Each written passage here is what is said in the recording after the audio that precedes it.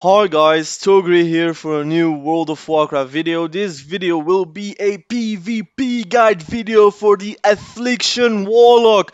Yay! No one has seen that before. And now there's plenty of guides, but of course I have a small turnaround and a small itch to show you why I'm making that guide. Again, big disclaimer, this guide is targeted for people between 1k and 2k CR. It is a big gap, I know, but people feel like 2k is still low CR, while for me it is medium CR. If you play League of Legends, I would see it like platinum diamond ish. And when you're going 2.4 or higher, it's about master, grand challenger and challenger. So now let's go back to the video. Again, why is this guide different? I'm going to explain it why in a few sections later, or maybe the next one. Um, the Affliction Warlock is quite interesting for me, but I don't like the playstyle that everyone is playing, like dotting and malefic raptures to put out some damage on people that are open against you. Now, I like the World of Warcraft classic way, and I'm going to explain why I'm calling it like that. But again, please press like or dislike if you don't like that video, but press like if you want to support me. It really helps me. Comment below if this video helps you decide to play another style of warlock, or if you have learned something new about the warlock, or if you appreciate those kinds of videos. And please subscribe if you haven't done that yet. It helps me a lot more than you would think. To be honest, all those cool comments I got from the shaman video and the warrior video, and even on the tier list video, is really a small breath of fresh air. It is really, really nice, and I appreciate all those feedbacks. Also, all the negative feedbacks that I could have gotten on a few videos. To be honest, every feedback helps me to improve my game. Again, let's jump right back into the video, and we will start with the legendaries because that is the number one uno thing that I changed between me and other warlocks. If you want to see it on the ladder, I'm playing with the Claw of Endereth legendary. Makes your channel 100% more faster. You can write in small letters. It does more damage in less time, or at least the same damage in less time, and it will heal you for the same but in less time. So you cut from 4 seconds channel without haste to a 2 second channel with the legendary, with the same amount of damage and with the same amount of healing that you would get from a 4 full channeled drain life. Now, I don't play SACROLASH for a specific reason. I don't feel that much more powerful with it. Of course, it is very annoying to play against, but again, I think you can still do Curse of Exhaustion without any problem. You are GCD capped, but don't forget we are not playing around Malefic Ruptures. It is a playstyle. It is maybe the better one, but I feel a lot of people can't utilize Malefic Ruptures as good as they can at the lower ratings, and for me, it is not fun to play around that spell. I prefer to play around Drain Life and make me so tanky that people are crying and whispering me why I'm not dying, why I'm healing myself full without a healer behind my back. Now, I'm going to explain the main difference real fast between SACROLASH and Claw of Endereth. Claw of Endereth, I already explained what it does. It is pretty interesting. Maybe people don't like to play around Drain Life that much. It's alright. If you are from a Night Fae, you can combine it with Soul Rot, and basically you can Drain Life for around 8 seconds.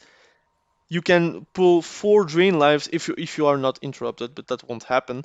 But you can pull 4 drain lives on multiple targets in a row, and is very powerful, more powerful than you would think. So I feel like a SACROLASH is for people that wants to play around Malefic Raptures first, and also they want to make their life easier by not pressing an extra button to slow people. Again, I can understand why SACROLASH is seen as the better legendary for Warlock, but for me, my playstyle, I played with both. I feel really gimped when I'm not playing with Claw of Endereth, and I don't feel that gimped when I'm playing without SACROLASH. Of course, SACROLASH is the easier one to use, since you don't need to drain life, you don't need to see kicks, you don't need to fake kicks with a few spells to make your drain life easier to do. But Claw of Endereth makes you close to a tank, like a drain life tank, like a drain tank in WoW Classic, like a drain tank that could be in TBC very shortly. I really like that playstyle. It makes rekindle my love for warlocks. I was really close to abandon that tune just because I didn't like to play around Malefic Ruptures that much, and I didn't really like Destruction being only Chaos Bolt class. That was also the case in BFA. I really like the design from MOP or Cataclysm for Destruction, but I'm afraid that it's not never going to happen anymore. You have another legendary like Relic of Demonic Synergy, Malefic Wrath, but I'm going to explain why Malefic Wrath could be a very good legendary, but you need to play Necrolord for that to be very, very efficient. But I'm going to explain it a little bit later. Those legendaries are not that interesting. This is not a PvP legendary in my opinion. And it is also a Malefic Raptures legendary. Literally, you're going to dump soul shards, while with Cloth Endereth, you have a lot of soul shards that you can use for a lot more spells, and I'm going to explain it right now in the talent section. So, I am playing with Inevitable Demise in the 15 row. This is pretty much essential to make your legendary pop out even more. It makes it more damage that you could even imagine while playing Malefic Raptures all the time. Like, this surprise kills a lot of people because of the Drain Life Legendary. They don't have like 4 seconds to kick you, they have only 2 seconds. And if you track their silences or their stuns, they're pretty much screwed, like they are screwed if they let Convoke hit them. This is the Convoke of Warlock. I know it's kinda silly to say that since it's not that strong that it can one-shot anyone. But if you have Soul Rot and a 50 stack Drain Life coming on your way in a 2 second cast so you cannot stop it, you're pretty much dead if they hit the whole team. Again, I can understand SACROLASH. I'm going to say one more thing. SACROLASH is a lot better in RBGs. That's why I'm playing SACROLASH in RBGs, because you don't have that much time to put Curse of Exhaustion on everyone. While Corruption can be popped from like the seed of corruption, which makes that everyone will get hit with the slow, which is very big since you will lose less time with dotting everyone around.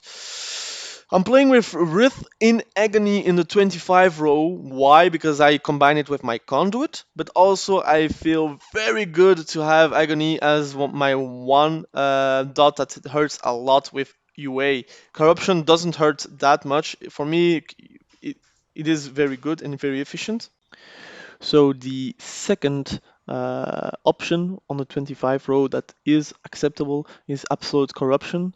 Makes your corruption permanent for PvE and increase 15% increased damage on the corruption, which is not that much.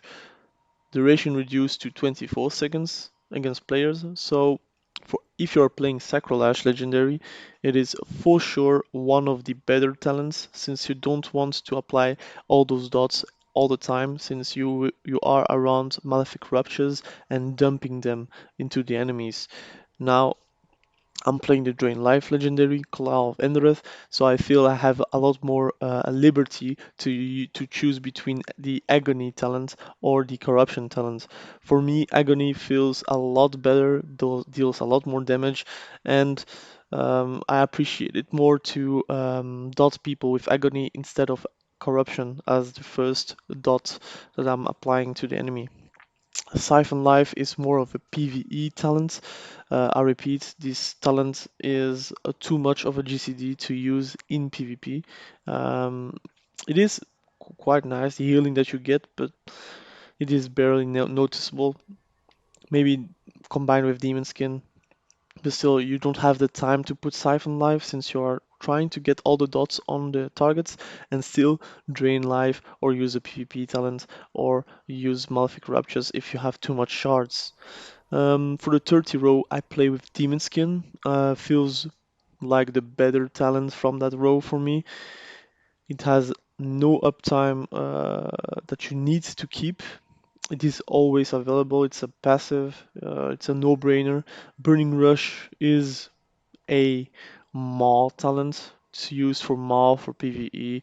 To be honest, I never use it since I don't feel that I need to gimp myself to get some movement speed. Dark Pact is also an acceptable talent, but I feel like Demon Skin is the easier one to use, and you will get more value for that talent than a Dark Pact, the 1 minute cooldown. Um, it can be used versus a lot of bursts, and you will have some success with it, but Demon Skin is the more safe option. On the 35 row, I play with Phantom Singularity. The other twos are not good for PvP, and this one is very good for your burst rotation. On the 40 row, I always play with Howl of Terror. There is many times where I just TP on the targets and Howl of Terror on 2 or 3 targets and make us win because of that play. The plays that you can make with Howl of Terror is very, very high and very, very noticeable, while Mortal Coil is the obvious better one for destruction. For Affliction, Mortal Coil is um, s- just a spell that you will use to incapacitate someone, but much more value you won't have it in arenas. I'm pretty sure in 1v1 situations Mortal Coil is better, but in arena 2s or 3s, Howl of Terror is the better option. On the 45 row, I play with Grimoire of Sacrifice because my pets are dying too fast to have any impact, and it gives also the possibility to have a double spell lock, which is very good versus healers, very good versus any casters that you are playing, or versus a Pumi that's trying to convoke you. You have an extra option for that. Haunt is a PvE talent, and Dark Caller, you can take it in a Tolgast to make your Dark Glare pretty much instant and always available. On the 50 row, I play with Dark Soul Misery. It is a nice buff to have, but versus mages, I try to not take it because I don't like to get stolen and give a free buff to a mage. So I prefer to play Creeping Death or Soul Conduit, but for now Creeping Death is the better one for the Drain Life legendary. Now up to the PvP talents. I play with Rapid Contagion, Rampant Afflictions, and Deathbolt. The only one that is really needed and that you always will play is the Rampant Affliction one. So you can Unstable Affliction on all targets in arenas, which is super useful, and also you cannot play Affliction without it. I feel like PvE without that talent is really a bad move from Blizzard. I feel like they need to change that, but I hope they will change that to a normal talent or a normal ability or spell instead of a PvP talent. Now, the the Drain Life legendary opens you up for a lot more talents as a PvP talent that you can use. Since you're not playing around Malefic Raptures, you will have a lot of shards. You will often have 5 shards, 4 shards that are really available for you, and which Malefic Raptures has some use cases, but I feel like a good dev bolt with all the dots available could hit for 7k. I've already hit a death bolt for 7k or even crit for 10k, which is very noticeable. People will die rapidly and the cast is really fast, especially under Dark Soul Misery. A rapid contagion, like often I play rapid contagion or death bolt, not together. It happens I play together often in RBGs, for example, but for now what I do is I sacrifice rapid contagion since I'm not really playing around dots, I'm more playing around dev bolts, around my drain life, and just keeping dots up but not really relying on the damage from malefic ruptures. What I do is I take nether ward, or if I really want to be tanky, I take essence drain. And trust me, this stacks very well. 25% reduced damage. It is stackable like super fast. And yeah, just one cast from Drain Life and you will get your Essence Drain 25% wall. And you have a wall like at all times. Demon Armor are really never played as Affliction. You could play it into a double melee comp, but again, I feel if it's double melee and you have a good comp, you don't really need that extra armor or health. It helps, but against double melee, you can also play Essence Drain and make it work.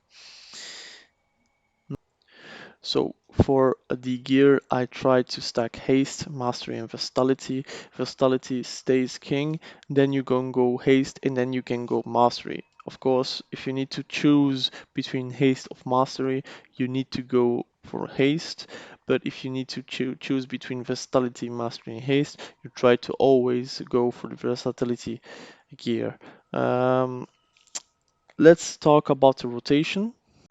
So for the rotation, what you're trying to do is you keep up those three dots, so the unstable affliction, agony, and corruption at all times. Of course, always try to get Curse of Exhaustion if you have the Drain Life Legendary like me, and people will try to escape you or try to train you. But what you're going to do is when you are going to burst, you're going to Phantom Singularity, Soul Rot, and then you go to Dark Lair and then Misery, so you can have like full damage and full haste with your PvP trinket, and then you will hit with Death Bolt and then go for a Drain Life rotation, and generally people will die as quick as possible. So I'm going to show you the rotation. So your unstable affliction, agony, corruption, and what you're trying to do, you run away. Oh, you're running away, here portal, trying to dot anyone again, 3 dots on everyone. And then you're ready to burst. So what you're going to do is Phantom Singularity, Soul Rot, Dark Lair, Misery, Death Bolt, and then Drain Life. And then you don't even need to dump any shards anymore, because you already made that much damage. Like Soul Rot hits for a lot, Grimoire of Sacrifice 2, Unstable Affliction, Agony, which hits for 15k, 16k, while Corruption hits for 8k, something like that. Drain Life, only one Drain Life did for 7k, and it has no inevitable demise stacks. So you can expect to have a lot more if the game goes longer. If you have like 50 stacks, then you can go for burst rotation, which is the supreme burst rotation where everyone dies. The eye beam from Dark Lair does also a lot of damage. You see Deathbolt, it didn't even crit, it goes for 14k with all the dots up, and that is a real possibility in arenas. Agony, like it is very easy to maintain it. Grimoire of Sacrifice too, since it's a passive, and Soul Rot is one of the better hitting abilities dot wise. So I hope you can understand that the rotation of Affliction Warlock is situational. Of course, people will move, people will try train you, people will reflect some dots, people will stun you while you're trying to burst. But once you have like everything lined up and you have all your dots up on the target, then you can really burst anyone. Like, it can happen. It critted for 14k, and then you go for Drain Life, and then you're super tanky. You look at the life that I win in 2 seconds. I play also with Corain, so let's talk about the soul binds. First of all, I chose Necrolord, Nightfey, excuse me, which is the better covenant for Affliction Warlock. I would like to try a Necrolord out, but I feel I'm losing a lot of time with the leveling of the renowns, and also if Necrolord is not the option for me, I needed to change to Night Fae, which will take 2 weeks before I am back on track. So I chose Corain for my Affliction Warlock. The reason is I really like the Wild Hunt tactics since it's permanently 10% more damage on a lot of targets. Of course, if it's below 75%, you don't get the Wild Hunt tactics, but I feel like Naya and Dreamweaver don't have like super good uptime for growth invigoration or for anything from Dreamweaver. So I play with Corain so I can have a double potency. And what I will try to do is probably go for Hold the Line, which is kind of good for the build that I'm trying to play with my Affliction. But I'll take Soul Eater. I need to upgrade it because it's really a low eye level. But it does crazy damage. Soul Rod is already a good dot. And what you're trying to do is upgrade it as much as possible. You will get the 10% movement speed, which is not that noticeable when you're soul shaping. Shade of Terror, 100% more damage before breaking. Super useful since it also works for Hall of Terror. Um, I play with accrued vitality since I have my Drain Life legendary. It does crazy good healing. Often I heal as much as a paladin at the end of the game, which is obnoxious since you only hit Drain Life like in times where you are absolutely safe from kicking. I play with Rolling Agony for now, 4.8 seconds extra agony, which is super good for uptime, but also for the damage that it provides. And I hope face your foes or hold the line in the future. Naya is also a good option. I don't like the pot tender from Remover. People adapted, so I don't feel like that's still a good option. And the double potency is not an argument anymore since everyone got that. So Naya gives you the growth invigoration conduit, kinda, the soulbind ability, and it makes your mastery go super high and your damage too. So it is one of the better ones, but the uptime is really it is actually good. It is a good conduit, but I just prefer the Corain since I don't need to soul rot to get any value from the Corain soulbind conduit. Still, a Soul Eater, a run without tiring, a Shade of Terror. I play with Diabolic Bloodstone, but I should change it to the accrued vitality so I can go for double conduit. But for now, I keep it like that, and I try to get my renown 30 so I can try the Naya's tools and see if it's good damage and also good uptime. So composition wise, you will like to play with a healer in twos, since with a DPS it's not possible. You will often and not die. The only DPS that I'm ready to play with is with a Shadow Priest, which I had some success with in twos. It is one of the better classes with a warlock since they need to focus one of the other, and our self-healing is very high since my Drain Life legendary makes me possible to survive a lot of damage, but also the self-healing from the Shadow Priest, which can also off-heal me to keep me alive, because often than not they are trying to train the warlock. You can also play with a resto shaman, holy paladin, which are the better classes for in twos, but in threes you will try to get a holy paladin in your team so you can have the most value and also the most protection and anti-train abilities. Um, you can play Shadow Play, which is with a Shadow Priest. You can also play with an Elemental Shaman, which gives you the possibility to burst very easily because the Elemental Shaman is open and also free to cast. But if you are free to cast as a Warlock, you should always decimate the enemy team. You can also play with any melee, but I feel the only melee that is not working at the moment is with a rogue, since rogues are quite squishy, Affliction Warlock too, and I don't see that the idea to play Affliction Warlock and Rogue in the same team could work. For now, Paladins are king with a Warlock, Elemental Shaman, and Shadow Priest.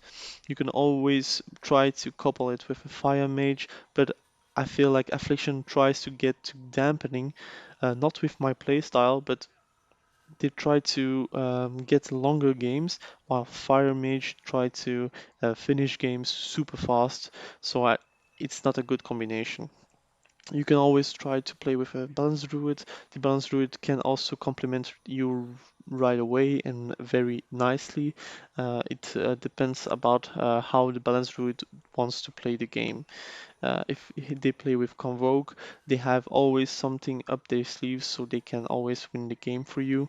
But if they play Kyrian, you can benefit a lot of it for the damage that they can provide. So the end word for Affliction Warlock, the playstyle I'm playing is of course not rank 1 material. I'm 100% sure SACROLASH is the better legendary, but for me it doesn't work. I like to play with Curse of Exhaustion and I like to play around Drain Life. It gives me flashbacks from WoW Classic when I'm trying to drain tank as a Warlock, or TBC when I'm playing SLSL, which is one of the funniest specs that you can play in arenas since you're drain tanking all the time. So for me, the Drain Life Legendary is brilliant. It does a lot of damage. I will make a montage video very soon about that legendary and make people realize that it is also an option for Affliction Warlocks, and that playing around Malfic Ruptures should be an option and not the only go-to spec and playstyle that you can have. So I hope you guys liked that video. If you like that video, please press like, comment below if it helped you to decide to play Affliction Warlock or to play with the legendary that can give you crazy damage and crazy healing. If you dislike the video, please let me know why, so I can improve. And also, if you want to support me, please subscribe to the channel. It helps me immensely.